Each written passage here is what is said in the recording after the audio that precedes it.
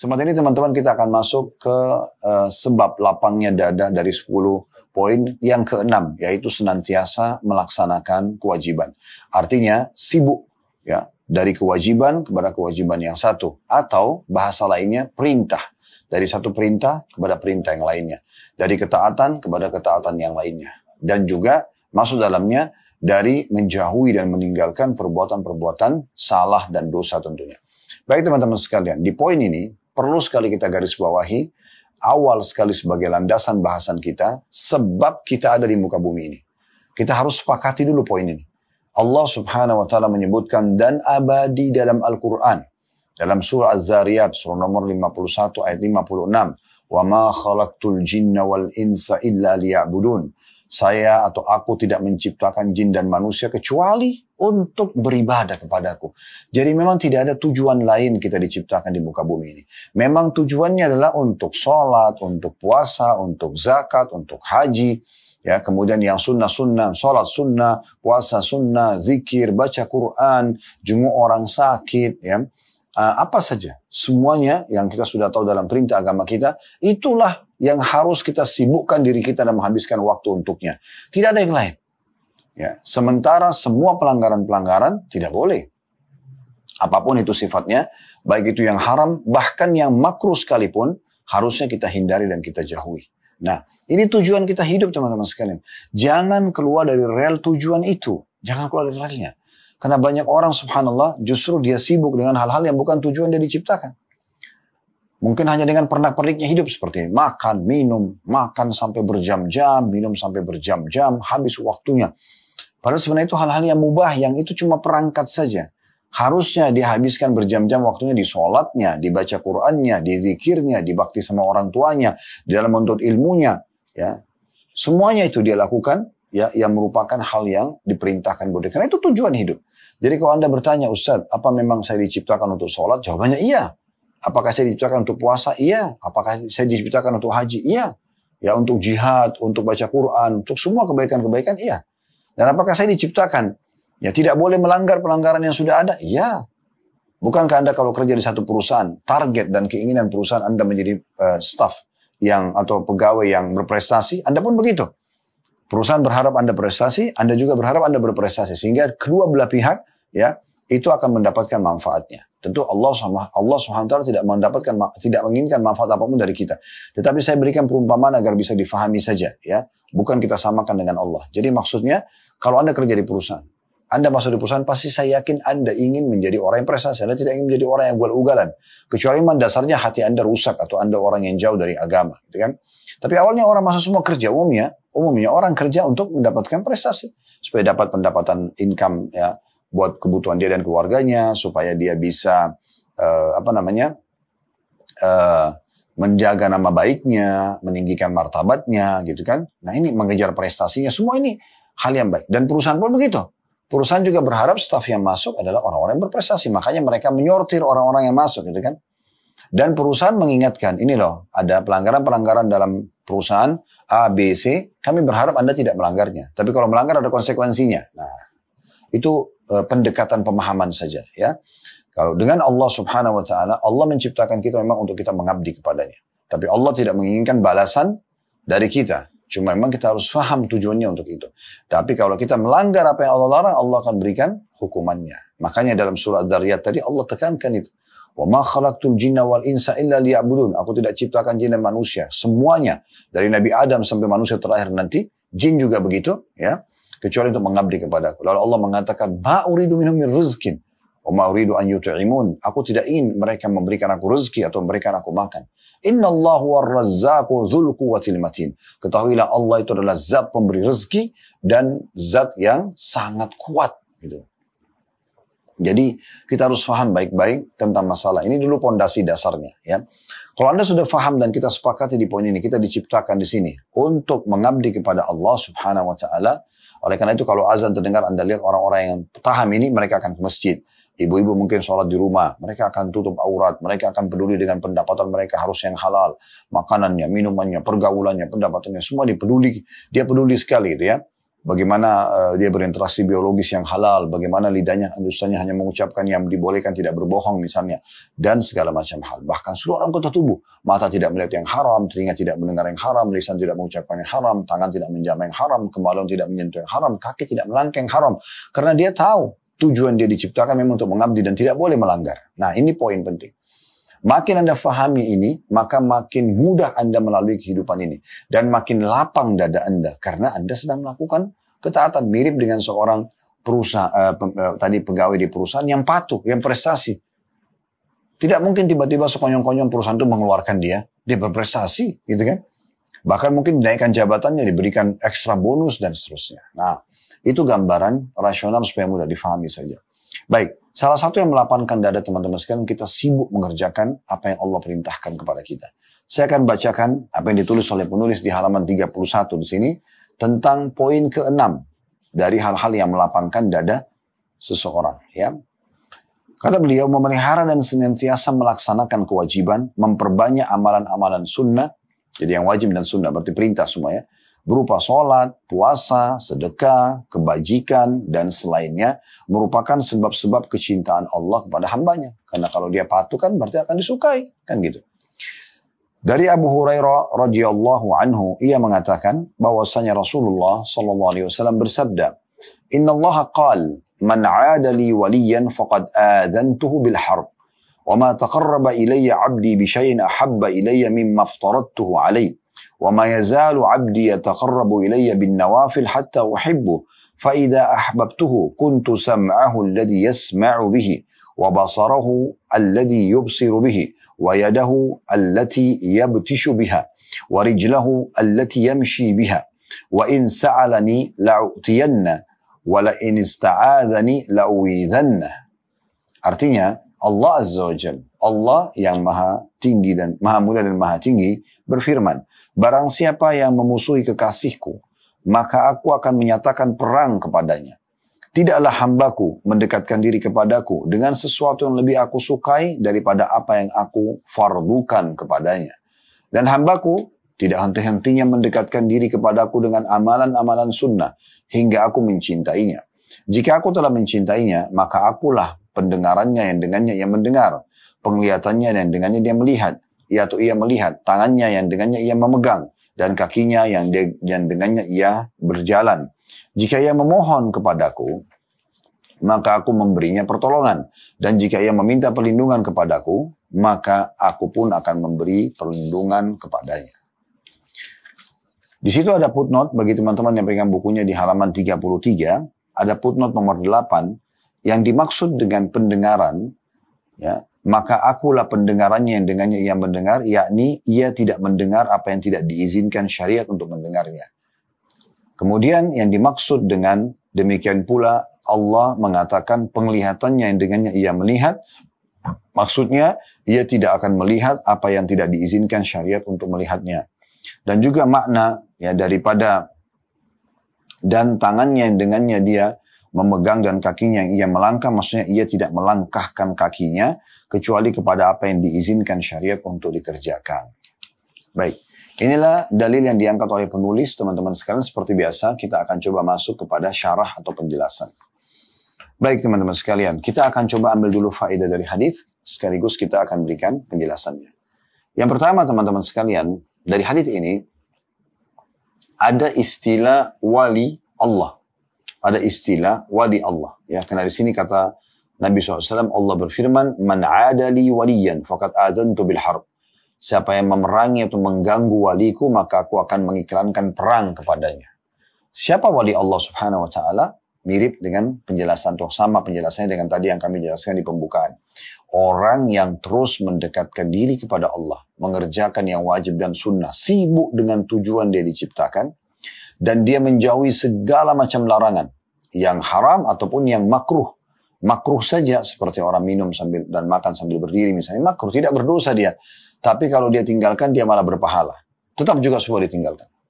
Tetap semuanya ditinggalkan. Ini luar biasa. Ya. Orang kalau seperti ini, maka dia wali Allah. Dia beriman kepada Allah dan dia sibuk menghabiskan umurnya, waktunya sampai ajal datang dengan ketaatan-ketaatan kepada Allah SWT. Dan menjauhi segala macam pelanggaran. Nah ini yang diistilahkan dengan wali. Sederhananya begitu, ya. Jadi wali itu bukan orang yang terbang di atas air, terbang di udara, atau jalan di atas air, tidak. Wali adalah orang yang sangat patuh kepada Allah SWT. Dan itu karamah yang paling besar, ya. Kata Syekh Abu Bakar Jazair rahimahullah, pada seseorang hamba yang merupakan wali Allah, bagaimana dia bisa istiqamah dan berpegang teguh pada perintah-perintah Allah Subhanahu wa taala dan meninggalkan larangannya. Maka ini karamah, ini kelebihan yang Allah berikan yang tertinggi bagi para wali-wali tersebut, ya.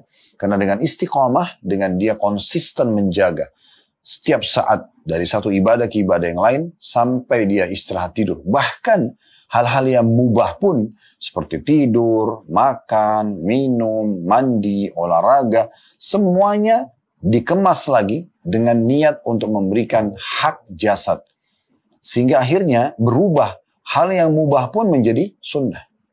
Syekh Abu Bakar Jazair rahimahullah menitik beratkan bahwa hal-hal mubah ini bisa dengan niat seorang hamba berubah dia menjadi sesuatu yang sunnah. Contoh misalnya, daripada Anda makan hanya sekedar untuk menghilangkan rasa lapar, maka Anda bisa niat. Karena yang ciptakan Anda Allah, yang ciptakan rasa lapar Allah, yang memang memandu kita menghilangkan lapar itu dengan makan Allah, dan yang menyiapkan makanan itu sendiri Allah. Gitu ya.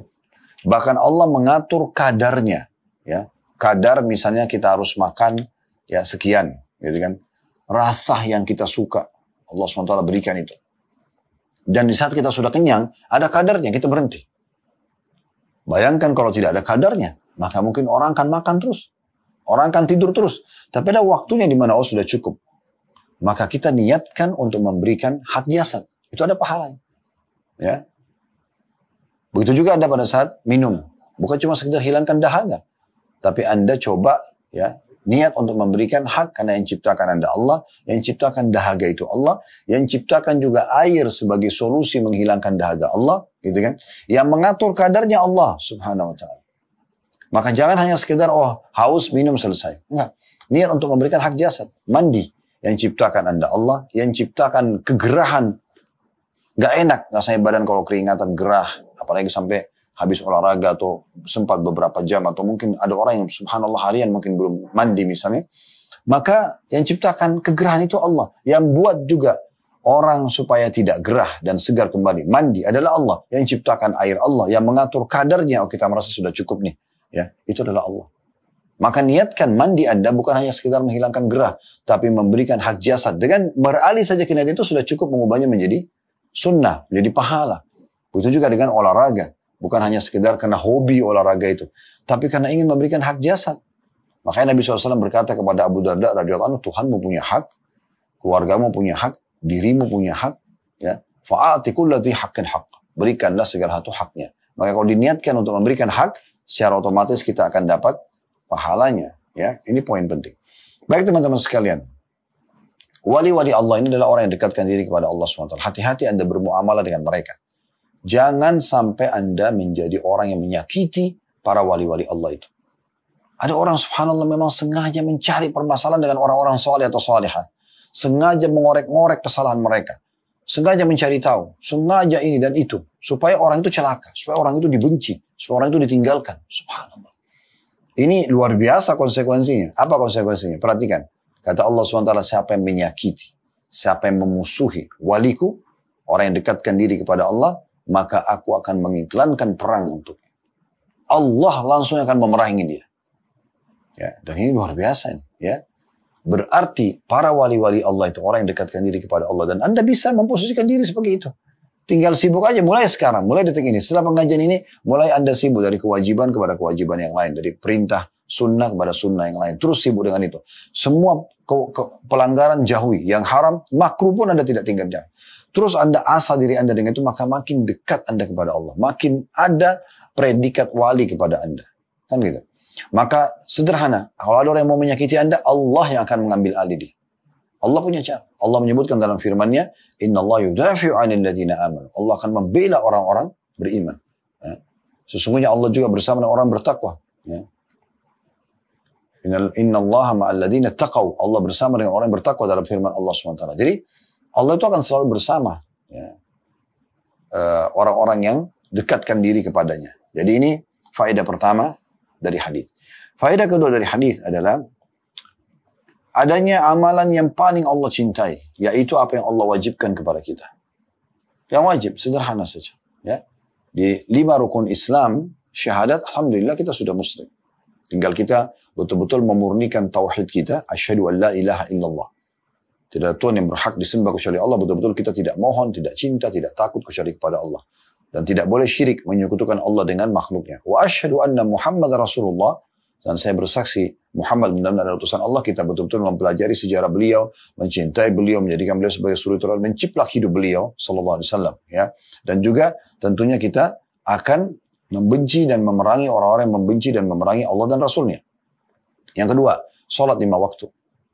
Ini dianjurkan untuk dijaga. Sholat 5 waktu, perhatikan baik-baik. Satu-satunya syariat Allah subhanahu wa ta'ala yang Allah perintahkan nabinya Muhammad SAW naik ke langit untuk menerimanya hanya sholat. Zakat, haji, jihad, bakti sama orang tua, apa saja, semuanya Nabi SAW tinggal di kota Madinah atau di Mekah, lalu firman Allah turun. Kecuali sholat. Melalui perjalanan yang spektakuler. Isra dan Mi'raj. Yang masyhur. Allah bahkan menyebutkan di dalam Al-Quran satu surah nomor 17 namanya surah Al-Isra, untuk mengenang dan menjelaskan tentang perjalanan ini. Isra berjalan malam hari dari Mekah menuju ke Baitul Maqdis di Palestina, dan Mi'raj ke langit untuk menerima perintah sholat. Satu-satunya perintah sholat, perintah ibadah yang diterima oleh Nabi SAW di langit sana. Ini luar biasa. Dan dalam hadis yang lain dalam bab sholat, kata Nabi SAW, awal amal yang dihisab hari kiamat adalah sholat. Kalau dia baik, maka beruntunglah orang itu. Kalau dia buruk, maka rugilah dia. Dalam riwayat lain, kalau dia baik, maka akan membantu amal lain. Kalau dia buruk, maka akan mengganggu amal lain. Coba. Jadi kalau Anda mau memulai memperbaiki hidup Anda, mulai dengan sholat wajib. Jangan bicara dulu sholat sunnah. Sholat wajib aja dulu. Jaga 3 hal dalam sholat wajib itu. Pertama, tepat ini waktu. Azan, selesai. Tutup semua aktivitas Anda. Anda cuma sholat. Ya. Laki-laki ke masjid, perempuan di rumah. Jangan lewat. Selesai azan, Anda sudah sholat sunnah, dan Anda sholat wajib. Selesai. Yang kedua. Ya. Ini penting sekali teman-teman. Tidak boleh kita luput dari masalah ini. Kemudian yang kedua. Tepat gerakan. Harus sesuai dengan gerakan Nabi SAW. Apa yang Nabi ajarkan. Dan yang ketiga. Tepat bacaan. Dan kata Nabi SAW, Sallu kama ra'aitumuni usalli. Salat sebagaimana kalian lihat saya salat. Sampai Nabi SAW pernah naik di atas mimbar beliau untuk menunjukkan kepada sahabat bagaimana cara takbiratul ihram, ruku, i'tidal, sujud. Dulu di antara 2 sujud sampai salam. Untuk menunjukkan bagaimana tata cara supaya mereka tidak salah dalam masalah ini. Karena tidak akan mungkin diterima amal kecuali dengan 2 syarat mutlak, ikhlas kepada Allah dan juga mutaba'atun Nabi Sallallahu Alaihi Wasallam, mengikuti Nabi SAW dan menciplak cara beliau. Jadi nggak boleh ngarang-ngarang gitu ya, nggak boleh ngarang-ngarang. Walaupun Anda niatnya baik, tapi kalau Anda mau sholat duhur 5 rakaat tidak akan diterima. Tetap harus mengikuti Nabi SAW yang sudah ditentukan oleh Allah 4 rakaat saja. Nah itu penting sekali. Makanya Umar bin Khattab radhiyallahu anhu pada saat beliau di akhir hidupnya waktu ditusuk oleh Abu Lulu dan beliau sudah akan meninggal dunia, sempat pingsan. Lalu masuk waktu sholat azan, maka di situ ada sahabat beliau sekaligus mertua beliau adalah Ali radhiyallahu anhu. Karena di akhir hidup Umar menikah dengan anak Ali yang bernama Ummu Kalthum radhiyallahu anhu majma'in. Ya, dan Umar mengatakan karena saya ingin punya hubungan dengan keluarga Nabi alaihi salatu wassalam. Kemudian di situ juga ada Abbas paman Nabi. Maka Abbas berkata kepada Ali, bagaimana dengan Amir Mukminin? Dia dalam kondisi sekarang pingsan dan waktu sholat masuk. Apa kita biarkan saja sampai dia sadar baru dia sholat? Kata Ali tidak. Kita bisikkan di kupingnya sholat. Dia akan bangun. Dalam kondisi pingsan Umar bin Khattab, maka Ali bin Abi Thalib membisikkan di kupingnya radhiyallahu anhu majma'in, ya Amiral Mu'minin as-shalah, ya Amiral Mu'minin as-shalah. Wahai pemimpin orang-orang beriman, sholatlah. Wahai pemimpin orang beriman, sholatlah. Maka Umar bin Khattab kaget, terbangun dari pingsannya lalu mengatakan, ya benar, ya. La islama liman la sholatalah. Tidak akan dianggap seorang itu muslim selama dia tidak sholat. Lalu beliau pun mengerjakan sholat. Nah ini penting sekali. Yang ketiga, zakat. Bagi orang yang mampu, dan ini mudah sekali.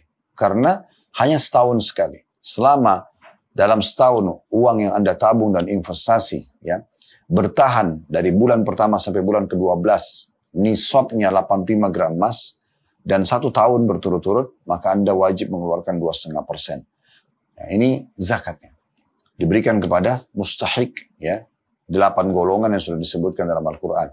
Yang keempat, puasa Ramadan setahun sekali, terapi kesehatan. Ini semua umat Islam sudah tidak asing, wajib mengerjakannya dan menikmatinya. Kemudian yang kelima, haji bagi yang mampu sekali seumur hidup. Boleh diulangi, tapi ini ya bagi yang mampu, ya, mereka mengerjakan sekali seumur hidup.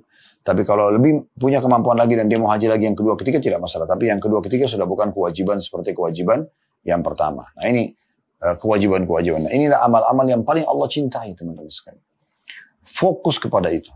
Ada banyak orang, dia sholat tahajud ya. Kemudian subuhnya kebablasan. Ini seperti orang yang kejar ikan teri, ikan pausnya lepas. Fokus dulu kepada yang wajib, maksimalkan.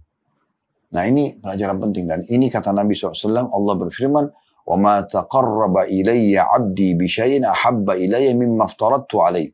Dan ketahuilah tidak ada kata Allah Azza wa Jal yang paling aku cintai dari seorang hamba yang berusaha dekatkan diri kepadaku dibandingkan apa yang aku wajibkan pada mereka. Fokus ke situ. Pelajaran ketiga. Pentingnya teman-teman sekalian untuk menjaga amalan-amalan sunnah setelah yang wajib. Ya, setelah yang wajib. Ini penting, setelah yang wajib. Diambil dari potongan وَمَا يَزَالُ عَبْدِي يَتَقَرَّبُ إِلَيَّ بِالنَّوَافِلْ حَتَّى أُحِبُّ. Seorang hamba terus tidak henti-hentinya mendekatkan diri kepadaku. Di situ kalau yang pegang bukunya, sampai di terjemahan di situ di bold, ditebalkan ya. Dan hambaku tidak henti-hentinya. Kenapa ditebalkan? Supaya faham. Bukan cuma sekali kerjakan sunnah. Tidak henti-hentinya terus mengerjakan sunnah, mendekatkan diri kepadaku dengan amal-amal sunnah sampai aku mencintainya. Sampai aku mencintainya. Jadi di sini ada motivasi agar kita menjaga amalan-amalan sunnah. Teman-teman sekalian, kalau Anda sudah menjaga yang wajib tadi, segera sempurnakan dengan amal-amal sunnah. Sebenarnya seperti misalnya habis sholat, atau sudah sempurna sholat wajibnya, ya 5 waktu, subuh, duhur, asar, maghrib, isya, jangan lupa. Yang ada qobliyahnya kerjakan qobliyah. Dan semua ada qobliyah ya, subuh, duhur, asar, maghrib, isya. Yang ada ba'diyahnya kerjakan. Yang tidak ada maka Anda tidak kerjakan. Subuh tidak ada ba'diyah. Tapi duhur ada. Asar tidak ada ba'diyah. Maghrib dan isya ada. Ya. Maka Anda kerjakan itu. Kemudian Anda kuatkan lagi dengan sholat-sholat sunnah yang lain. Tahiyat masjid, sholat wudu, sholat taubat, sholat duha, sholat tahajud. Semua Anda kerjakan. Ya. Anda bertahap, coba sempurnakan secara kuantitas. Dan kualitas. Kualitas sudah tidak bisa dinegosiasi lagi, tapi kuantitas masih bisa. Kalau Anda cuma mampu sholat duha 2 rakaat, tidak masalah 2 rakaat dulu. Sholat tahajud 2 rakaat, 2 rakaat dulu.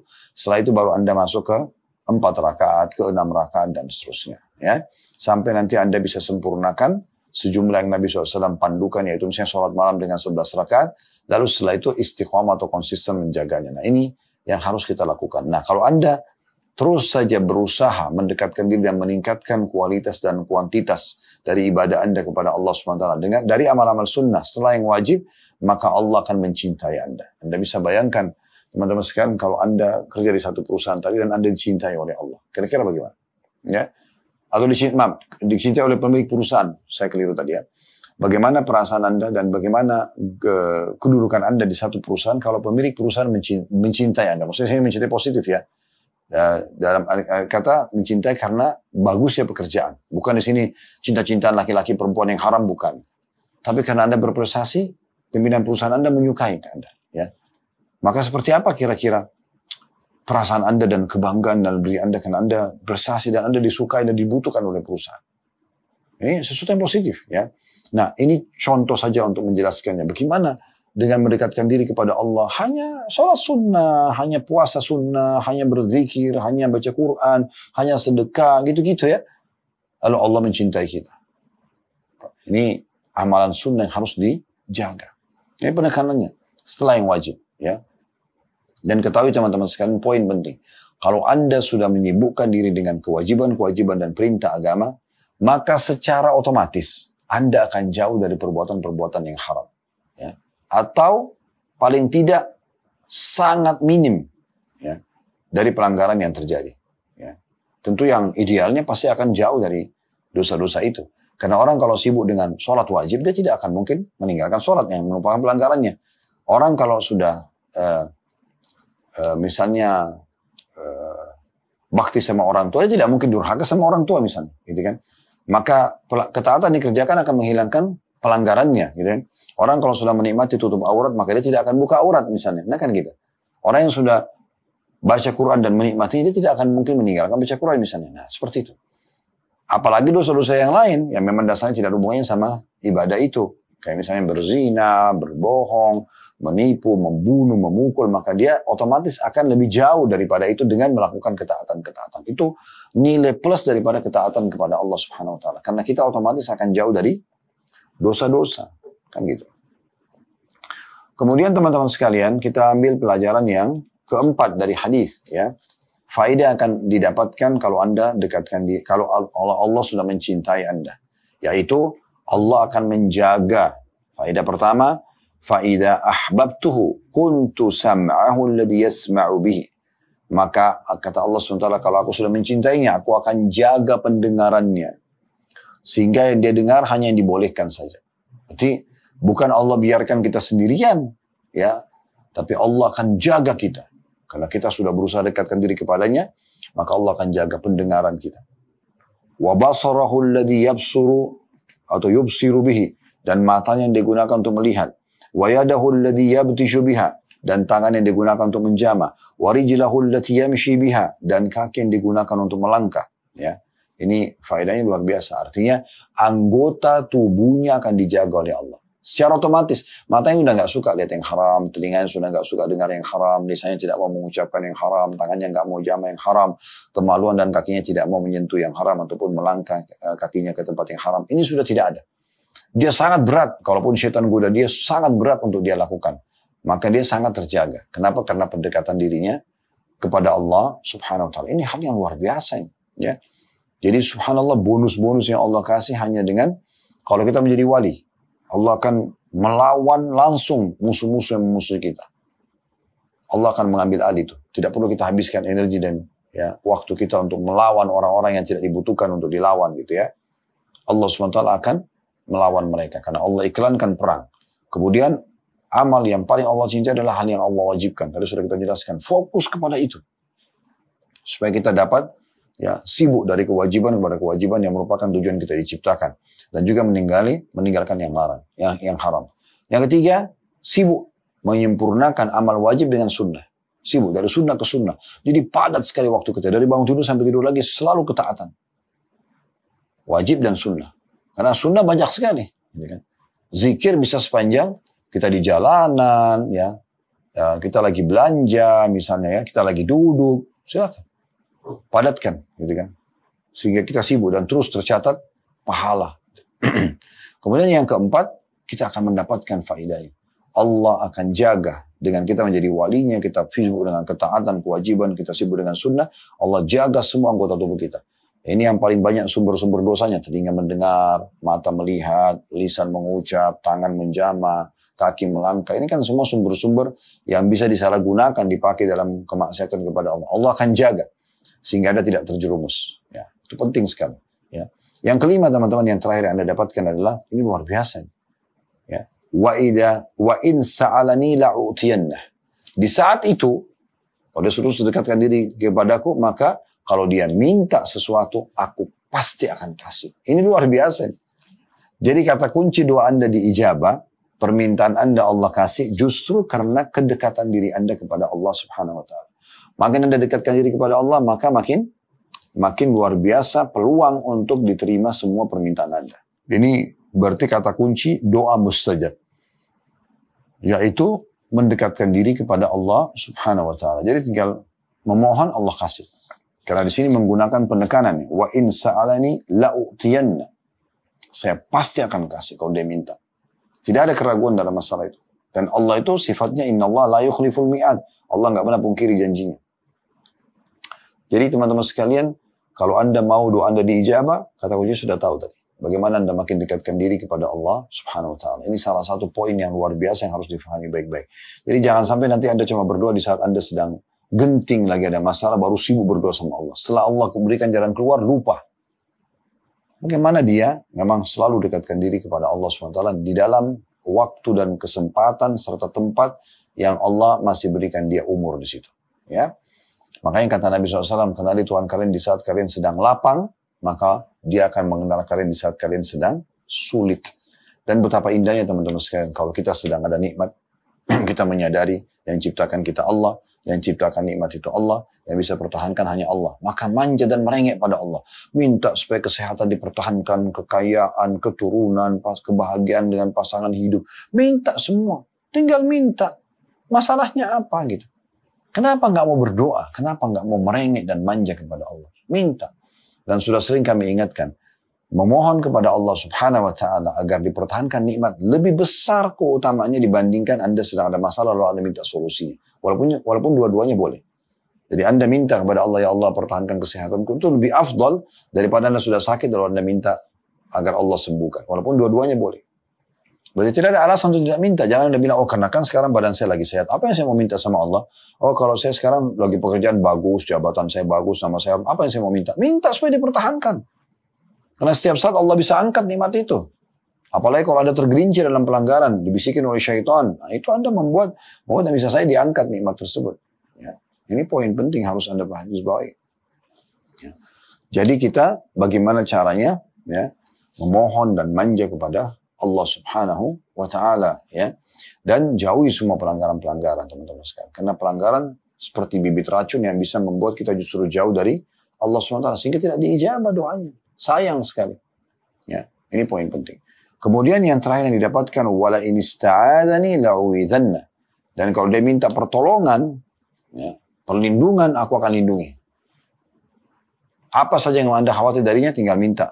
Alhamdulillah wassalatu wassalamu ala rasulillah. Kemudian Anda mohon kepada Allah agar diselamatkan, berlindung. Allah akan selamatkan. Ada orang jahat depan mata Anda, yang ciptakan dia Allah, yang ciptakan kejahatannya Allah, yang bisa memberhentikan dia Allah. Apa yang kurang teman-teman sekalian dari Fir'aun dengan fisik yang sempurna, kuat, raja, pasukannya luar biasa.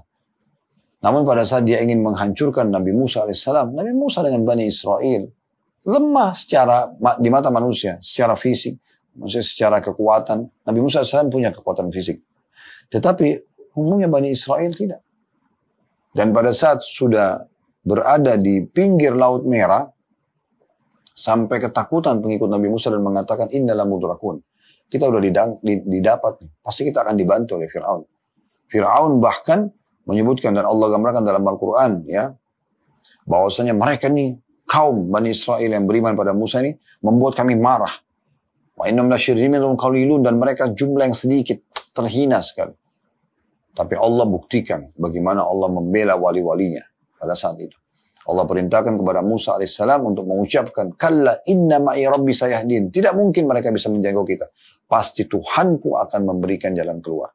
Pada waktu itu, ya, Fir'aun sudah bisa melihat Musa alaihissalam. Dan berarti sudah menjangkau kekuatan, kecepatan kuda dan pasukan ini bisa menjangkau dalam hitungan menit saja. Ya. Tetapi subhanallah Allah SWT memerintahkan Nabi Musa alaihissalam untuk menghantamkan tongkatnya di pinggir Laut Merah. Lalu fanfalaka fakana kullu firqin kattaudil azim. Maka air tersebut tiba-tiba ya berbentuk seperti tembok-tembok yang agung memandu Bani Israel untuk jalan. Lalu mereka jalan. Dan Allah dengan hikmahnya melambatkan Fir'aun sehingga mereka tidak bisa menjangkau dan mempercepat Bani Israel untuk orang-orang beriman pada saat itu untuk selamat. Selamatlah mereka di pinggir Laut Merah. Fir'aun waktu itu melihat air berbentuk seperti tembok, bukannya sadar. Makin ya durjana, makin durhaka, makin menunjukkan batas atau kekejamannya. Maka dia pun mengatakan, masuk, kejar, dikejar. Allah biarkan itu sampai di tengah-tengah Laut Merah, Allah tutup air tersebut dan membuat mereka tenggelam. Dan Allah mengatakan, al-yawma nunajjika bi badadika litakuna liman khalfaka ayah. Hari ini kami selamatkan badanmu hai Fir'aun agar kau menjadi pelajaran bagi orang-orang yang datang sesudahmu. Ya. Dan sampai sekarang kita bisa memuji Fir'aun. Kurang bukti, ya. Di Irak sebelumnya ada Namrud yang juga durhaka kepada Ibrahim alaihissalam dan juga Allah perlihatkan. Allah gambarkan bagaimana mereka berusaha membakar Nabi Ibrahim alaihissalam, tapi Nabi Ibrahim alaihissalam selamat. Kan gitu. Nabi Muhammad SAW depan mata kita sendiri. Ya, kita bisa pelajari sejarahnya dan kita bisa lihat kota Mekah. Mana sekarang Abu Jahal sama Abu Lahab? Yang dulu membenci Nabi, memerangi Nabi, mana? Habis ceritanya. Bahkan dikenang keburukannya saja. Nabi SAW dimenangkan oleh Allah SWT. Makanya waktu jenazah 70 tokoh Quraisy dimasukkan ke dalam sumur di perang Badar oleh Nabi SAW dan para sahabat, Nabi perintahkan mereka untuk masukkan. Jadi 69 masuk ke dalam sumur, satu tidak bisa diangkat karena badannya membusuk. Umayyah bin Khalaf, majikannya Bilal yang dibunuh oleh Bilal di perang Badar, dia tidak bisa diangkat, ditarik badannya karena membusuk, dibiarkan ditutup sama batu saja. Tapi 69 masuk dalam sumur. Lalu kata Nabi SAW, wahai fulan bin fulan, wahai fulan bin fulan, disebut nama satu persatu.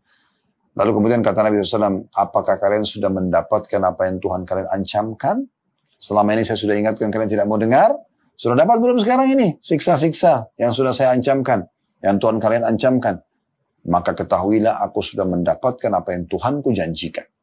Ya, menang sekarang. Bahagia. Pengikut banyak. Dan Islam menyebar di mana-mana. Ini kebenaran. Tidak akan mungkin berubah peraturan tersebut. Dan Allah mengatakan, walan tajida di sunnatillahi tabdila.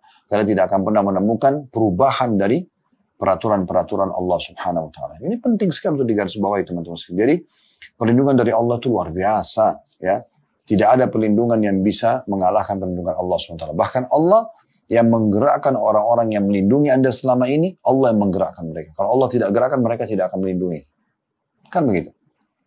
Nah, makin dekat diri kepada Allah, maka makin Allah Subhanahu wa taala bukakan buat kita pintu-pintu perlindungan tersebut. Oleh karena itu kesimpulannya teman-teman, bagaimana kita selalu sibuk dengan tujuan kita diciptakan, bagaimana kita sibuk dengan perintah-perintah Allah Subhanahu wa taala yang wajib dan sunnah, dan maksimalkan di situ.